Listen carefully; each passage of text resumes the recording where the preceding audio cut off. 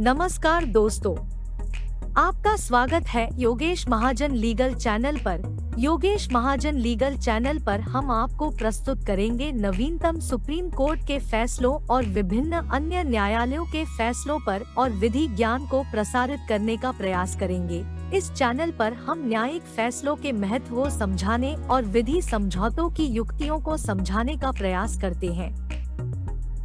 हमारा मकसद है कानून और न्याय के क्षेत्र में ज्ञान को आपके पास पहुंचाना, तो कृपया हमारे चैनल को सब्सक्राइब करें, घंटी आइकन दबाएं, वीडियो को लाइक और शेयर करें।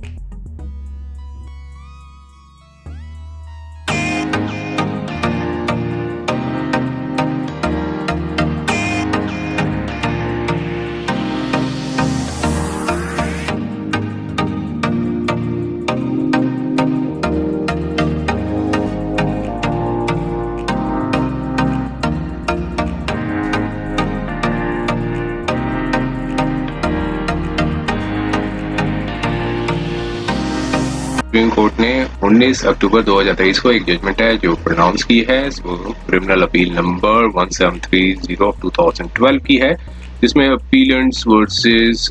Versus the state of Chhattisgarh का ये केस है। तो दोस्तों इस जजमेंट में माननीय सुप्रीम कोर्ट ने दो क्वेश्चंस ऑफ लॉ है वो डिस्कस किए हैं। तो हुआ ये था कि इसमें एक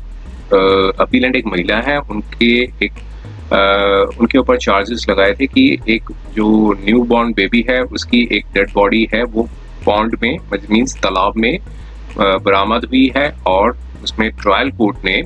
उनको महिला को दोषी करार कर दिया था और जो है उनको सजा थी वो सुना दी थी, और हाई कोर्ट ने भी कन्विक्शन जो है वो कंफर्म्ड कर दिया था। तो फाइनली अब यहाँ पर माननीय सुप्रीम कोर्ट में आया था ये मैटर, और सुप्रीम कोर्ट ने इस जजमेंट की प्रोनाउंस की थी, और इसमें दो क्वेश्चन ऑफ लॉ थे वो सेटअप किए थे और उनको डिस्कस किया था इस जजमेंट में। आइए हम उसके कंटेंट्स को जानने की कोशिश करते हैं कि माननीय सुप्रीम कोर्ट ने क्या निर्णय दिया था। तो दो क्वेश्चन ऑफ लॉ जो डिस्कस किए गए थे वो ये थे कि पहला क्वेश्चन ऑफ लॉ ये था कि किस एक्सटेंट तक जो राइट ऑफ द प्राइवेसी है वो शील्ड करता है, मीन्स बचाव करता है personal life of the women जो कि अक्यूज्ड है कन्विक्शन ऑफ द क्राइम में, कमिटिंग ऑफ द क्राइम में, पर्टिकुलरली जब प्रोसिक्यूशन जो अपनी ड्यूटी को फेल कर चुका हो या फिर अपने प्रोसिक्यूशन ने अपनी ड्यूटी ठीक से ना की हो या डिस्चार्ज नहीं की हो उस ड्यूटी को, तो किस एक्सटेंट तक जो राइट ऑफ प्राइवेसी है वो पर्सनल लाइफ ऑफ वुमेन को जो कि अक्यूज्ड बनाया गया है क्राइम के लिए, तो वो किस हद तक वो है वो शील्ड करता है, किस हद तक वो बचाव करता है जब प्रोसिक्यूशन अपनी ड्यूटी को विफल हो गया हो, डिस्चार्ज करने में, अपनी ड्यूटी को डिस्चार्ज करने में विफल हो गया। और दूसरा क्वेश्चन ऑफ लॉ था 313 की जो स्टेटमेंट जो रिकॉर्ड की जाती है जब प्रोसिक्यूशन अपना एविडेंसेस कंप्लीट कर लेता है, तो एक 313 सीआरपीसी में एक स्टेटमेंट है वो रिकॉर्ड की जाती है। तो उसमें एक क्वेश्चन ऑफ लॉ ये बनाया था कि राइट्स एंड ड्यूटीज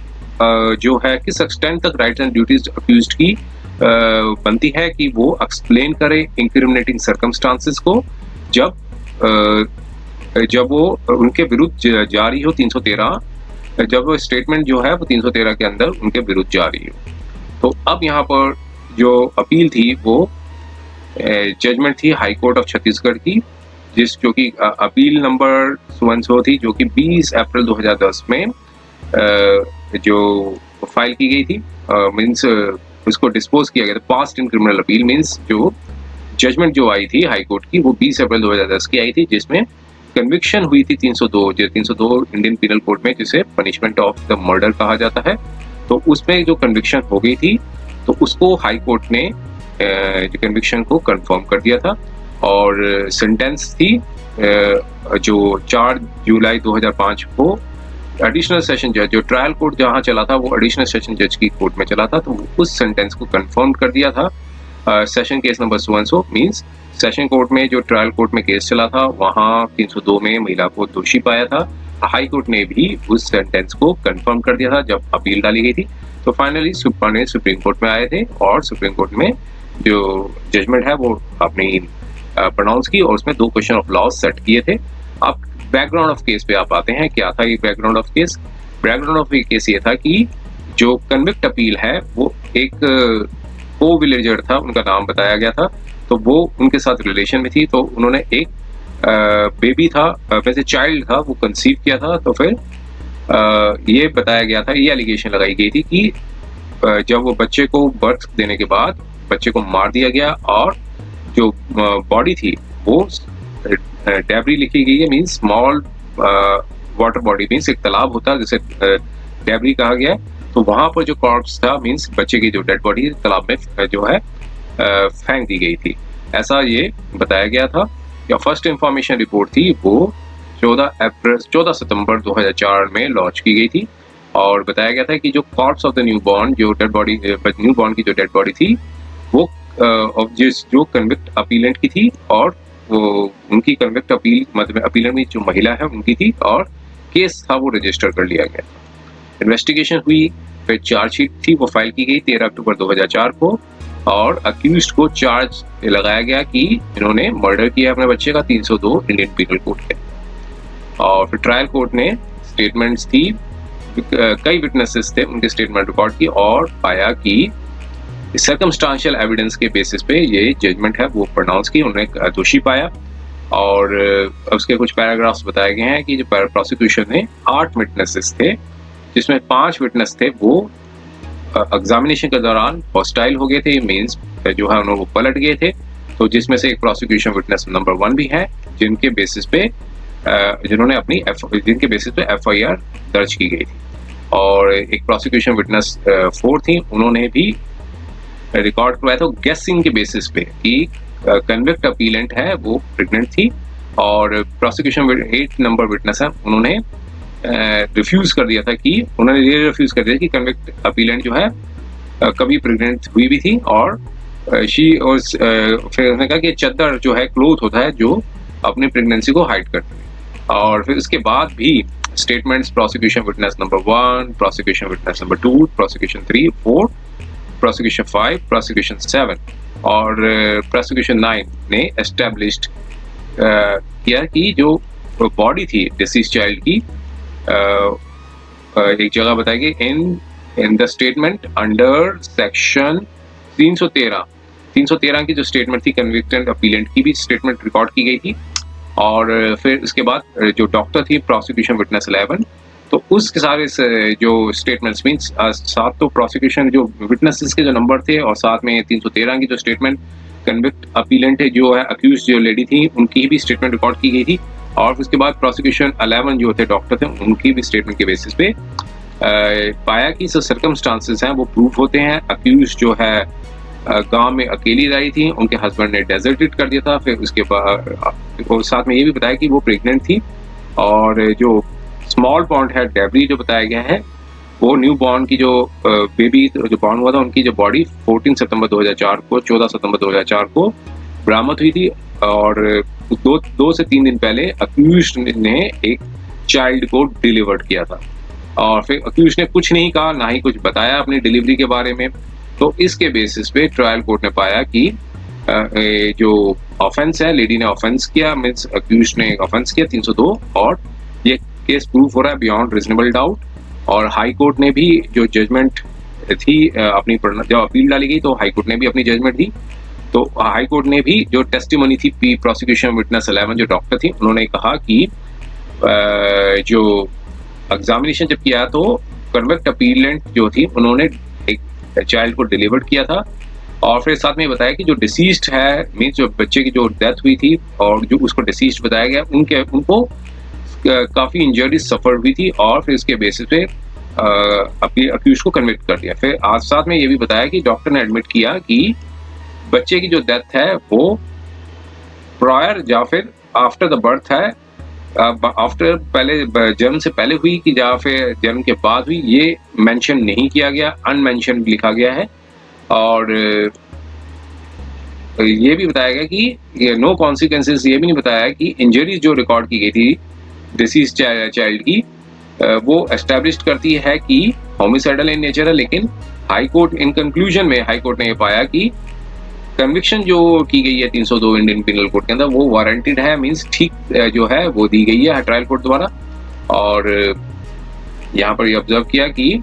अक्यूज जो है वो अक्यूज को गिल्टी पाया, दोषी पाया और टेस्टिमनी जो 8 इंडिपेंडेंट विटनेस थे उस पर रिलाई किया गया और प्रोसिक्यूशन विटनेस 11 जो डॉक्टर थे और साथ में जो स्टेटमेंट थी 313 सीआरपीसी में उसके आधार पे कोर्ट ने पाया कि जो निर्णय था ट्रायल कोर्ट का वो सही था। अब व्यू क्या है माननीय सुप्रीम कोर्ट का? अब माननीय सुप्रीम कोर्ट ने अपना निर्णय दिया, वो उसके लिए पहले अपना व्यू बताए और पहले बताया कि जो punishment of the life imprisonment है वो एप्रिसिएशन ऑफ एविडेंस जो है के बेसिस पे दिया जाता है और सिर्फ इस ग्राउंड पे नहीं दी जा सकती कि वो मैकेनिकली या फिर एक परफंक्टनी बिना तजुर्बे बिना सोच समझ के दी गई हो, परफंक्टनी मैनर पे नहीं दी जा सकती। और लॉ जो रिक्वायर्स करता है कि हाई कोर्ट जो है री अप्रिशिएट ऑफ एविडेंसेस करने के बाद कंफर्म कर सकता है या फिर ओवरटर्न कर सकता है जो कि रिकॉर्ड किया गया है ट्रायल कोर्ट द्वारा। और एक जजमेंट आई थी माननीय सुप्रीम कोर्ट की गीता देवी वर्सेस स्टेट ऑफ यूपी, उन्होंने इस इशू पे क्लियरली डील किया था। और अब यहाँ पर जो जजमेंट अंडर चैलेंज थी, अब कोर्ट ने कहा कि हमने यहाँ ऑब्जर्व किया कि जनरल और स्केची ऑब्जर्वेशंस जो है वो लगाई गई हैं नीचे की कोर्ट द्वारा जो एविडेंस को अप्रिशिएट किया जो कि रिक्वायर्ड बाय द लॉ था, फिर टेस्टिमनी ऑफ द विटनेसेस और अदर एविडेंसेस को भी देखा। और 300 इन गीता देवी का जो केस था वहां पर कोर्ट ने पाया था कि जो मैटर को रिमांड किया जाता है हाई कोर्ट में कि दोबारा से कंसीडर किया जाए, लेकिन इस केस में कोर्ट जो है वो नहीं ठीक समझता है कि इसको वापस भेजा जाए, क्योंकि अपील जो थी वो 2010 की थी, मीन्स अब 2023 का था, 13 साल बाद उसको वापस नहीं भेजा जा सकता है। अब टेस्टिमनीज को कोर्ट ने जो है स्कैन किया माननीय सुप्रीम कोर्ट ने। तो पहले प्रोसिक्यूशन विटनेस 1 था जो कि सरपंच थे, जिन्होंने बताया था कि, और टेस्टिमनी थी प्रोसिक्यूशन विटनेस 1 की जो कि सरपंच थे at the time of incident. तो उन्होंने बताया कि उनको इन्फॉर्म किया था एक विलेजर ने कि डेड बॉडी न्यूबॉर्न चाइल्ड की पॉन्ड पे मतलब तालाब में पाई है, लेकिन ये नहीं पता कि किसकी ये डेड बॉडी किसको बिलोंग करती है और उनके पास कोई नॉलेज नहीं है प्रेगनेंसी ऑफ अक्यूज्ड की। तो और फिर ये इनके बारे में इस बारे में भी उनको जानकारी नहीं थी कि 4 बच्चे को किस तरीके से और कब जो है वो फेंका गया तालाब में। तो क्रॉस एग्जामिनेशन में ये बताया कि जो हाउसेस हैं, कई घर हैं जो बिलोंग करते हैं जो डेबरी जो पॉन्ड है जहाँ डेड बॉडी जो है वो पाई गई थी, और किसी को भी एग्जामिन नहीं किया गया था। टेस्टिफाई किया गया कि जो अक्यूज्ड है वो तालाब के पास पाए गए, और या फिर किसी ने जो है गवाही भी नहीं दी कि जो टेस्टिफाई किया हो कि उनको वहां पर देखा गया हो। और प्रोसिक्यूशन विटनेस 2 थे जिन्होंने डेड बॉडी चाइल्ड की देखी थी, उन्होंने ये भी एडमिट किया कि जो जगह थी वो चारों तरफ से ओपन थी, और उन्होंने इस साथ में डिपोज किया कि उन्होंने किसी वुमेन को नहीं देखा कि जो तालाब में बच्चे को फेंका हो। और प्रोसिक्यूशन 3 थे जिन्होंने बताया कि उनको प्रोसिक्यूशन 2 ने जो है बताया था कि एक डेड बॉडी चाइल्ड की डेबरी में पाई गई है। तो साथ में इन्होंने एडमिट भी किया कि उनके पास कोई जानकारी नहीं है कि ये बच्चा किसको बिलोंग करता है। और टेस्टिमनी रिवील्स करती थी कि जो सस्पिशियस था और डाउटिंग थी कि शक के आधार पे कि डाउट किया था कि अक्यूज्ड को की बिलोंग करती है, क्योंकि वो ही सिर्फ वही थी जो बिना हस्बैंड के रहती थी। और प्रोसिक्यूशन विटनेस 4 हैं, उन्होंने भी अपनी टेस्टिमनी में सिर्फ इतना ही डिस्क्लोज किया कि जो अक्यूज्ड है वो प्रेग्नेंट थी। और टेस्टिमनी जो 5 और 6 थी वो भी उनकी भी सिमिलर इफेक्ट पे ही टेस्टिमनी रिकॉर्ड की गई थी। और प्रोसिक्यूशन विटनेस 7 थी, उन्होंने जो है इस बारे में डिनाई किया कि नॉलेज भी नहीं बताया उनके बारे में, इस बारे में डिनाई किया कि उनको कोई ना जानकारी नहीं है कि अक्यूज जो है वो प्रेग्नेंट थी, लेकिन सिर्फ उन्होंने इस बात पे जो है बताया कि अक्यूज्ड जो है कि अक्यूज्ड की जो बॉडी को देखकर ऐसा लगता था कि उन्होंने एक बच्चे को जन्म दिया है। और फिर बाद में लेटर पार्ट था P8 ने भी डिनाई किया। और इन्वेस्टिगेटिंग ऑफिसर थे प्रोसिक्यूशन विटनेस नंबर 10, उन्होंने सिर्फ स्पॉट वेरिफिकेशन के बारे में भी बताया और जो प्रोसीजर ऑफ फॉर्मेलिटीज थी वो इसके बारे में ही टेस्टिफाई किया। और प्रोसिक्यूशन विटनेस 11 जो कि मेडिकल ऑफिसर थे, जिन्होंने डेड बॉडी चाइल्ड की एग्जामिन की और अक्यूज्ड पर्सन को भी एग्जामिन किया, उन्होंने अपना ओपिनियन दिया कि जो बच्चा था वो प्री मैच्योरली मीन्स समय से जो पहले पैदा हो गया था और कि साथ में उन्होंने ये मतलब टेस्टिफाई किया कि 45 से 50 hour of the medical examination के बाद ही जो है बच्चे की डेथ हुई थी, जो एक होमिसाइडल लग रही थी। और जब उन्होंने एग्जामिनेशन किया था अक्यूज्ड का, तो ये बताया कि वो फिजिकली वीक थी, और उन्होंने ये एडमिट किया कि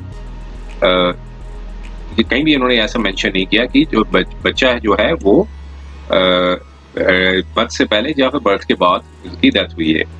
और इस साथ में ये भी मेंशन नहीं किया कि ये चाइल्ड जो है वो अक्यूज्ड पर्सन को बिलोंग करता है। तो इस सारी कंक्लूजन करने के बाद, जो सारे टेस्टिफाई जो विटनेसेस का एग्जामिनेशन था उसके करने के बाद, कोर्ट ने पाया कि किसी विटनेस ने भी ये प्रूफ नहीं किया कि, और किसी रीजनेबल डाउट से ये कोई प्रूफ नहीं किया कि प्रोसिक्यूशन का जो केस है वो कि अक्यूज ने ही अपने जो बच्चे को डेबरी में मींस आफ्टर डिलीवरी के बाद या फिर उसकी हत्या कर दी हो। तो ऐसा कोई भी किसी विटनेस ने नहीं बताया। जब कन्विक्टेड अपीलेंट की जब स्टेटमेंट रिकॉर्ड की गई तो उन्होंने कैटेगरिकली जो है वो डिनाई किया कि उन्होंने किसी मतलब अपने बच्चे की हत्या की हो, और या फिर जो भी क्वेश्चन में था चाइल्ड, तो ऐसे में उन्होंने टोटली डिनाई किया। सिर्फ इतना बताया कि जो एक व्यक्ति का नाम बताया कि जो फादर थे चाइल्ड के, और वो she was carrying in David, कि वो उन्होंने एक फोर्सिबली एक कुछ तरह की एक जो है सम मेडिसिन थी वो दी थी। तो उन्होंने फिर उनके ऊपर एलिगेशन लगाई कि उन्होंने ही उनको धक्का दे दिया था। वो एक जगह थी जो बताई थी डेबरी का, डेबरी जो पॉइंट था, लेकिन जब उन्होंने रिफ्यूज किया था लेडी, जिसकी वजह से जो मिस कैरेज है वो हो गया था। और फर्दर डिफेंस ये दिया था कि उन्होंने एक बच्चे को नहीं मारा और उनको फॉल्सली इम्प्लीकेट किया गया। और स्टेटमेंट कन्विक्टेंट की जो स्टेटमेंट थी उसके बाद ये क्वेश्चन निकल के आया कि क्या उन्होंने अपना गिल्ट है एडमिट कर लिया है, तो क्या उस स्टेटमेंट के बेसिस पे जो ऑनर्स ऑफ प्रूफ है, जो बर्डन ऑफ प्रूफ होता है प्रोसिक्यूशन का, क्या वो अक्यूज्ड के ऊपर शिफ्ट हो गया है। तो यहाँ पर कोर्ट ने कहा कि जो कन्विक्टेड अपीलेंट थी वो उनको डिस्क्लोज करनी चाहिए थी अपनी प्रेगनेंसी का। तो मीन्स कोर्ट ने नहीं, मतलब ये है यहाँ पे ये प्रोसिक्यूशन ने बताया था कि कन्विक्टेड अपीलेंट जो है वो whether she was obliged to disclose her pregnancy, if so, and what became of such child she was allegedly carrying। तो यहाँ पर एक सेंसिटिव क्वेश्चन था, वो निकल गया कि क्या वो महिला को अपने प्रेगनेंसी के बारे में डिस्क्लोजर करना चाहिए था, और फिर क्या उस बच्चे का बना जब वो allegedly कैरी, मतलब अपनी प्रेगनेंसी, मतलब बच्चे को कैरी कर रही थी प्रेगनेंसी में। तो यहाँ पर कंक्लूजन में ये एक क्वेश्चन सेटअप किया कि जो कन्विक्टेड ये क्या कंसीडर करना चाहिए कि कन्विक्टेड अपीलेंट है, क्या उनका कोई राइट नहीं है प्राइवेसी का of not disclosing the prosecution of the court, कि क्या हुआ उस बच्चे का और जो अपने वोम में कैरी कर रही थी, पर्टिकुलरली जब प्रोसिक्यूशन है वो फेल कर चुका है वो अपनी जो बर्डन है, प्रोसिक्यूशन का काम है कि वो प्रूव करे, तो वो अपनी जो इनिशियल बर्डन है वो फेल जो बियॉन्ड रीजनेबल डाउट है वो प्रूव नहीं कर सका है। तो क्या इसमें एक राइट बनता है प्रोसिक्यूशन का कि वो महिला का राइट बनता है कि वो अपनी प्रेगनेंसी को डिस्क्लोज करे, प्राइवेसी जो उनकी जो प्राइवेसी है वो तो फिर ऐसे केस में क्या ऑनर्स जो है वो महिला के ऊपर शिफ्ट हो जाता है। तो इस क्वेश्चन को कोर्ट ने डिटेल में डिस्कस किया। आप यहाँ पर लॉ ऑफ प्राइवेसी क्या थे उसके बारे में कोर्ट्स ने देखा, कई जजमेंट्स आई हुई हैं उसके ऊपर, देखा कि डिफरेंट कंट्रीज की अलग अलग जजमेंट्स आई थी। और एक के Puttaswamy versus union of India की एक जो कॉन्स्टिट्यूशनल बेंच की एक जजमेंट थी उसको कोट किया, और 297 जो पैराग्राफ था उसके ऊपर बताया कि जो प्राइवेसी क्या पोस्टुलेट करती है, और इसमें ये बताया था कि जो इंटीग्रिटी ऑफ द बॉडी और सैंक्टिटी ऑफ द माइंड जो है वो एग्जिस्ट करता है ईच इंडिविजुअल को के पास, हर इंडिविजुअल के पास होती है कि वो इनएलिएनेबल एबिलिटी होती है कि वो उनकी जो right to preserve private space होना चाहिए जिससे ह्यूमन पर्सनालिटी जो है वो डेवलप हो सके। ये पुट्टुस्वामी की जजमेंट थी, उसके जो रेलेवेंट पैराग्राफ से उसको यहाँ पर कोर्ट ने अपने कोट किया। और एक शक्ति बहानी वर्सेस यूनियन ऑफ इंडिया की जजमेंट थी, उसको भी यहाँ पर रेफरेंस के तौर पे देखा कि जो right to choose a partner जो एक फंडामेंटल राइट होता है, आर्टिकल 19 और 21 के संविधान के अंतर्गत दिया गया है। और एस खुशबू वर्सेस कनी अमल की एक जजमेंट थी उसके ऊपर। और फंडामेंटल राइट ऑफ इक्वलिटी और प्राइवेसी जो है वो और जो कि private matters of the bodily and psychological integrity is the ability to make autonomous decisions about her own body. और फिर सुचित्रा श्रीवास्तव वर्सेस चंडीगढ़ एडमिनिस्ट्रेशन की जजमेंट थी, उसको कोट किया। और एक नई रिसेंट जजमेंट थी X versus the principal secretary versus health and family welfare government of NCT of judgement. तो यहाँ पर कोर्ट ने ऑब्जर्व किया था कि राइट टू जो वुमेन है, वुमेन का राइट है कि वो प्रेग्नेंट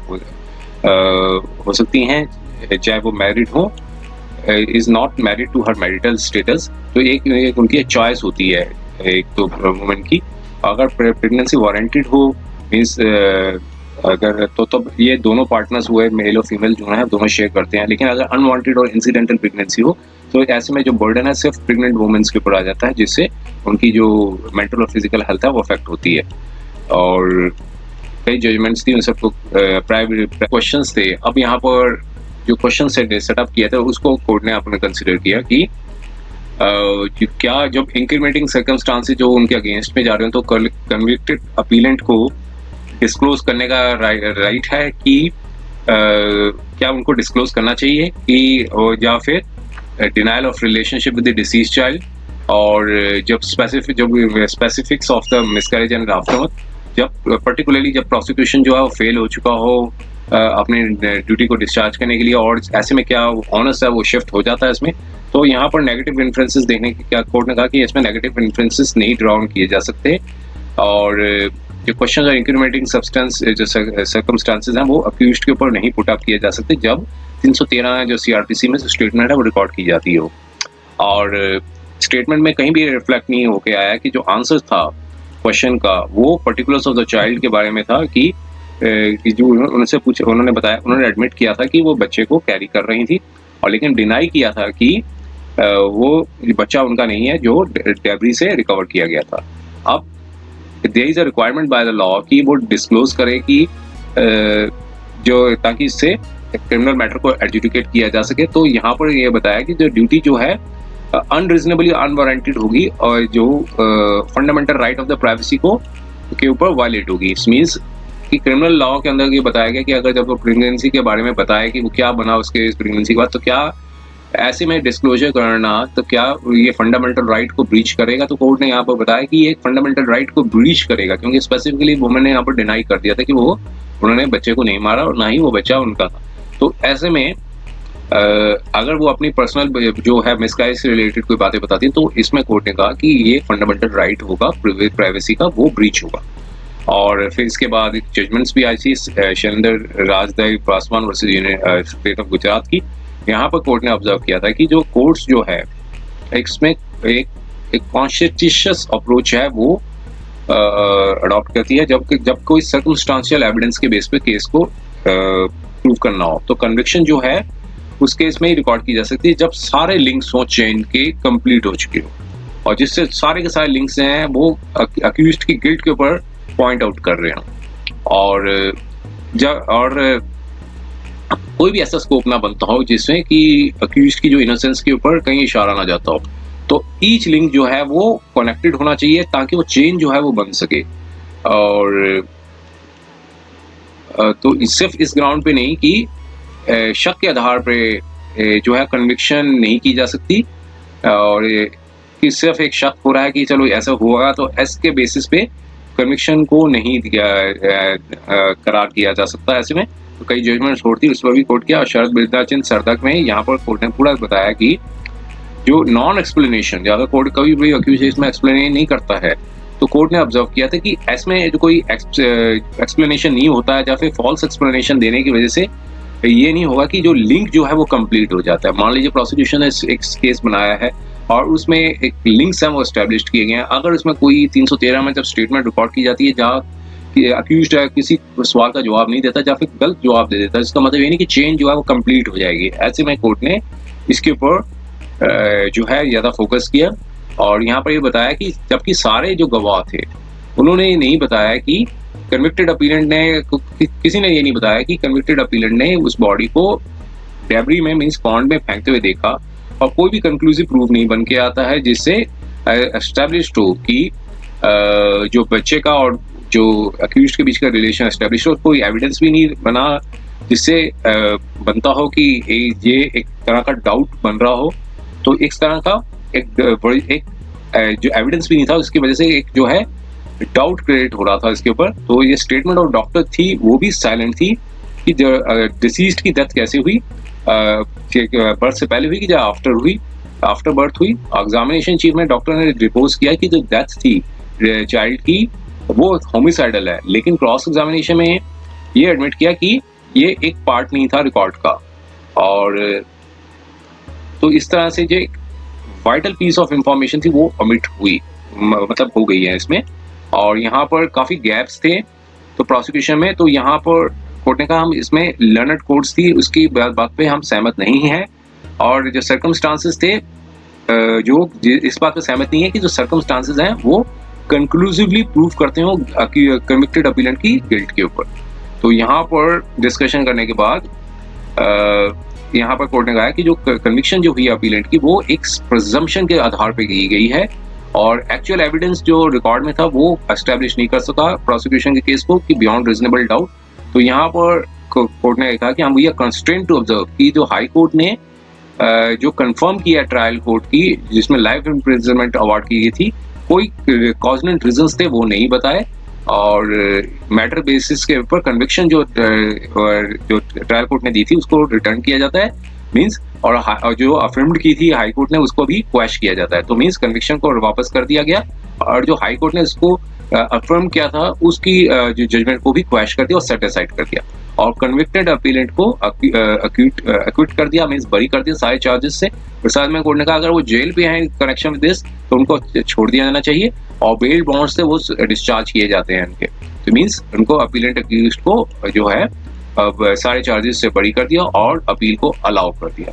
और जो भी पेंडिंग इंटरलोकेटरी एप्लीकेशन उसको डिस्पोज करते। तो ये जजमेंट थी 19 अक्टूबर 2023 की। उम्मीद है कि यह वीडियो आपको पसंद आया होगा। अगर आपने अभी तक हमारे चैनल को सब्सक्राइब नहीं किया है तो कृपया इसे सब्सक्राइब कर ले और बेल आइकन दबाकर नोटिफिकेशन प्राप्त करें ताकि आप हमारे नए वीडियो से अपडेट रह सकें। अगर आपको यह वीडियो पसंद आया हो तो कृपया लाइक करें और अपने दोस्तों के साथ शेयर करें। हमारे चैनल पर आपको न्यायिक मुद्दों, कानूनी सलाह और कानूनी अपडेट्स के बारे में नवाचारिक और महत्वपूर्ण जानकारी मिलेगी। हमारे साथ बने रहें क्योंकि योगेश महाजन लीगल आपके कानूनी सवालों का सहायक है।